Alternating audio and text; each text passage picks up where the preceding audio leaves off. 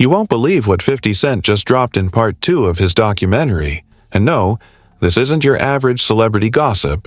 Are we really supposed to sit here and pretend that Diddy, the man who built an empire off champagne, yachts, and endless Instagram flexes, has always played it clean? Come on. We've seen the headlines, we've read the rumors, but what 50 is revealing now? It's next-level shocking. Are you ready for the secrets Netflix couldn't fit into 4 episodes? Secrets that could literally rewrite everything you thought you knew about hip-hop's king of bling? Apparently, there's footage that's so explosive, so outrageous that even the producers had to put it on the cutting room floor. And here's the kicker. This isn't just about business or money. Oh no. This is about betrayal, hidden relationships, and a personal vendetta that's been simmering for decades. Diddy may have the fame, the fortune, and the influence, but 50 is coming for him. Piece by piece, tape by tape, revelation by revelation. So, buckle up, because what you're about to hear, it's scandalous, it's messy, and it's about to go viral faster than you can say, Bad Boy Records. You think you know Diddy? Think again, because what 50 Cent is revealing in this second part of his documentary isn't just drama. It's a full-on expose, a Hollywood-level thriller disguised as a Netflix series. Let's start at the beginning. Diddy, Sean Combs, Puffy, Bad Boy Records. The man who made I'm Living My Best Life more than just a meme. He turned it into a lifestyle, a global brand, and apparently a blueprint for controversy. But behind the glittering parties, the luxury yachts, the private jets, and the gold-plated everything? According to 50, there's a side of Diddy that no one expected, a side so messy it makes celebrity feuds look like kindergarten playground spats. And the most shocking part? It's personal. Way more personal than anyone was ready for. We're not talking business rivalry here. We're talking alleged betrayals, secret relationships, and choices that, if true, could make people question the very foundation of his empire. 50 claims, and let's be clear, he's not the type to exaggerate for attention, that some of the things left on the cutting room floor in part 1 weren't just extra footage. No, he's hinting at a story involving Diddy and a woman connected to Tupac Shakur. Yes, that Tupac. The rumors say this wasn't just a casual fling. Sources 50 spoke to suggest it was deliberate. If you've ever wondered how petty or calculated Hollywood drama can get, hold on to your seat, because this is beyond petty. T.K. Kirkland, the comedian and street commentator, went on record saying that in all his years, he's never seen a move like this. He claims that Diddy's alleged involvement with the mother of 50 Cent's child isn't just an accident. It's strategic, deliberate, a power play, a move that, if you understand boundaries, crosses a line most people wouldn't even approach. Imagine having fame, fortune, and a world of women at your disposal, and you choose to go after your rival's baby mother. TK made it very clear. It's a lot of variables to this particular question. People give their opinion based on what they've experienced. But the men who understand respect know. That's a no-no. And it doesn't stop there. Diddy's history, according to insiders and street-level sources, is riddled with this type of behavior. It's not a one-time thing. From the stories about Kim Porter, his longtime partner, to connections with Tupac's former partners, there's a pattern emerging. TK mentions it bluntly. Puff had options. Endless options. This wasn't random. He went after women connected to men he had beef with, on purpose, publicly, and allegedly left no stone unturned in the process. Some reports even suggest that Diddy's infamous parties weren't just for networking. They were power moves, designed to display control, dominance, and influence over people who dared to cross him. Let's pause for a second. You think this is just celebrity drama? Nope.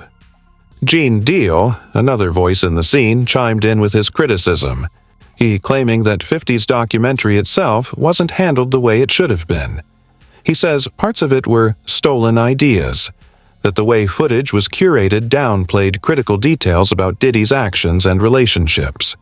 Gene claims he provided ideas, shared pictures, and proposed segments on Diddy's past moves, but those ideas were allegedly used without credit. The irony: some of the stories that didn't make the cut involved women like Sarah Chapman, who had a connection to Tupac, as well as other insiders who could expose hidden behaviors in Diddy's past. According to Gene, the fact that these were cut speaks volumes about the selective narrative the producers were trying to sell. They left out certain things, for whatever reason, probably to protect someone, or to protect a brand, he says, and here's where it gets messier. Allegedly, 50 is sitting on footage so explosive it could blow the internet apart. If released, it could show Diddy in scenarios that no PR team could spin. This isn't just about old flames or celebrity feuds, it's about power, manipulation, and, some sources say, a level of control that borders on obsession. Diddy, for all his charm and charisma, reportedly kept tabs on people in ways that were borderline scary. Mark Curry, another insider, claims Diddy would monitor private conversations, reacting violently when he didn't like what he heard. Stories circulated about him confronting associates after overhearing calls, using intimidation tactics that most people reserve for action movies. Allegedly, this wasn't just about business, it was about control over people's lives, relationships, and reputations. And according to those close enough to the situation, it was systematic. And let's not ignore Kim Porter, a name that still carries weight. Diddy's relationship with her, while celebrated publicly as a long-term romance, reportedly had layers of secrecy and scandal beneath the surface. Sources claim Kim held knowledge that could have brought unwanted exposure to Diddy. Allegedly, she even had a book planned that would reveal the inner workings of their personal and professional lives, a tell-all that could have painted Diddy in a very different light. But that book never saw the light of day. Insiders say her death in 2018, officially ruled as pneumonia, remains a topic of speculation. Many wonder if there were forces at play trying to ensure certain details stayed buried. The web of controversy doesn't end there. Diddy's parties, yet often seen as glamorous networking events, are rumored to have been far more than that. Imagine celebrities, athletes, and executives mingling while secrets are being whispered and deals are being made. According to multiple sources, these gatherings sometimes served as a stage to flaunt influence and power over people, especially those who had crossed him in some way. Yet the documentary barely scratched the surface. No high-profile names, no real scandals revealed, just glossy shots, music, and champagne flutes. Critics argue that this selective storytelling gives a sanitized version of events, leaving the public with questions the documentary never answers. And then there's the infamous Diddy-Tupac connection. Jaguar Wright, another observer, he'd suggest that much of Diddy's choices, romantic or otherwise, could be tied back to his complicated feelings about Tupac. Did he admire him? Did he resent him? Did he want to claim the women associated with Tupac as some sort of twisted trophy? According to insiders, Diddy's history with these women seems far from coincidental. Every ex-girlfriend, every connection to rivals, patterns emerge that paint a picture of deliberate, calculated moves. Wright goes further, connecting Diddy's upbringing to his adult behavior. Growing up in a house with constant adult activity, strangers, and questionable influences, she suggests, may have shaped his perception of relationships, power, and control. What he saw as cool as a child, she argues, became his blueprint for adulthood. Lavish, chaotic, and often morally ambiguous. And yet, despite all these allegations and revelations, the public is still grappling with the narrative. Should we view Diddy as a visionary mogul with eccentric habits, or as someone whose personal choices border on the manipulative and predatory? 50 Cent in his documentary seems intent on letting viewers decide. But what's clear is that the footage left out of the first 4 episodes is potentially explosive. Allegedly, more revelations could include additional relationships, deeper betrayals, and patterns of behavior that paint a much darker picture than anyone expected. Part of the intrigue lies in the tension between what's public and what remains behind closed doors. According to sources, some individuals who were directly involved in these situations chose silence, either out of fear, loyalty, or self-preservation. Others have spoken anonymously, hinting at scenarios that would shock even seasoned hip-hop insiders. The whispers suggest lavish lifestyles funded not just by talent and branding, but also by carefully orchestrated power plays, manipulation, and influence over those around him. Some of these revelations, insiders claim, are so intense that they could challenge long-held perceptions of celebrity culture, loyalty, and morality in the industry. And as 50 Cent teases the release of previously unseen footage on YouTube, the anticipation is building. Will he reveal the parts that were intentionally cut from Netflix? Will the world finally see Diddy as a man capable of more than just chart-topping hits and red carpet appearances? A man whose choices in relationships, loyalty, and power could shock even the most cynical observers. And one thing is certain, the world is watching. And if these claims hold any weight, Part 2 of this documentary could redefine Diddy's legacy forever. So now we get to the part where things really start to unravel. Because if you thought the first layer of drama was messy, you ain't seen nothing yet. According to sources 50 Cent spoke with, Diddy's alleged behavior goes far beyond the usual Hollywood chaos. We're talking secret meetings, whispered threats, and manipulations that would make Machiavelli blush. And the kicker? Some of it allegedly involves people you'd never imagine, names you thought were untouchable, and scenarios so wild that even reality TV producers would say, "Nah, this is too much." Let's talk about power and influence. Diddy isn't just a rapper. He's a mogul, a brand, a walking empire. But what happens when that power crosses over into personal vendettas?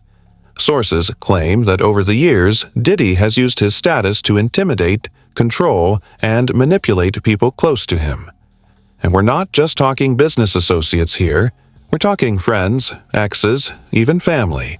There are whispers that some of his most lavish parties weren't just about networking.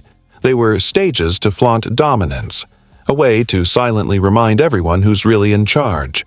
People close to the scene have described these gatherings as power plays disguised as celebrations.